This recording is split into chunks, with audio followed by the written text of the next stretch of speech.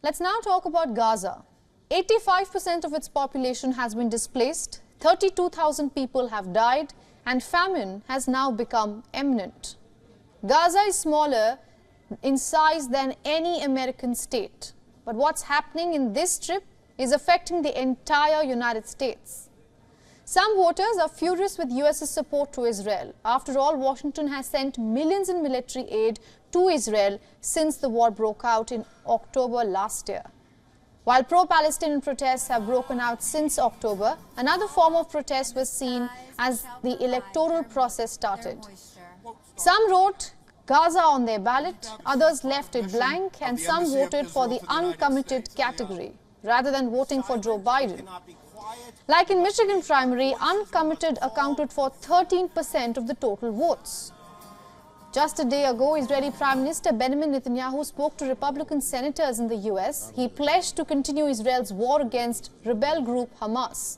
Netanyahu has time and again said that the war will only end with the end of Hamas.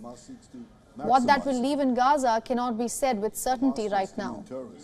What is also not certain is if the war in Gaza will continue till November elections in the US. But the effects of it will definitely be felt.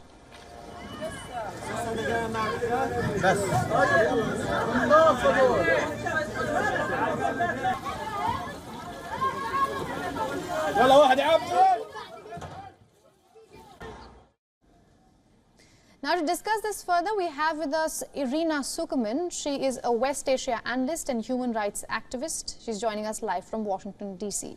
Ms. Sukumin, thank you so much for joining us here on WION. I want to ask you, do you think the anti-war voter bloc is large enough to actually dent Joe Biden's re-election bid?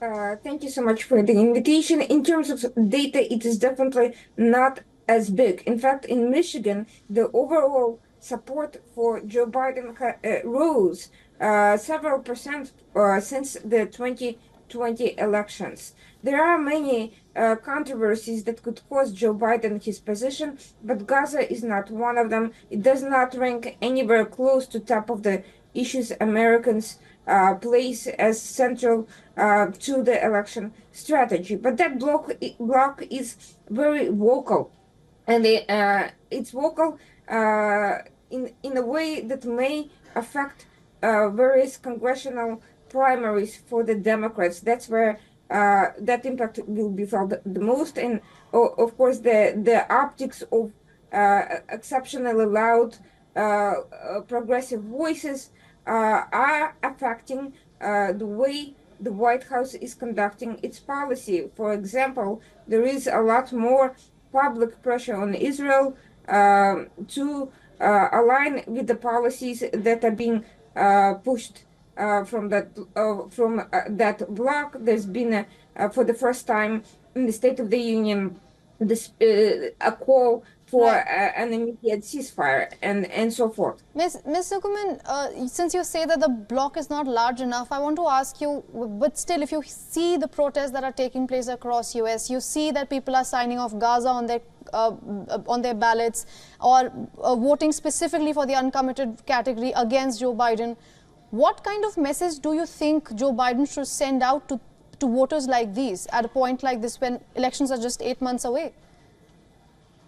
He has engaged with these voters on many occasions. He has addressed the humanitarian needs of the crisis while balancing it with the U.S. national security interest to defeat Hamas and to get all the hostages released.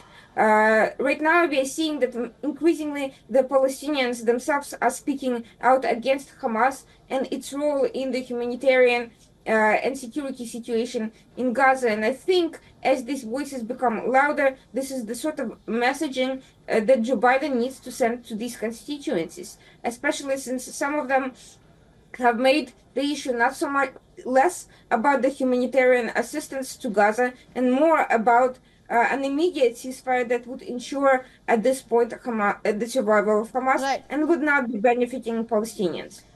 Ms. Sukumin, since you talk about humanitarian aid, one of the criticisms that have come US's way is also that they are not doing enough in terms of humanitarian aid towards Palestinians as well. But for now, let's end with that. Thank you so much for joining us here on WION and getting us all those insights. Thank you so much. Appreciate it. For all the latest news, download the WION app and subscribe to our YouTube channel.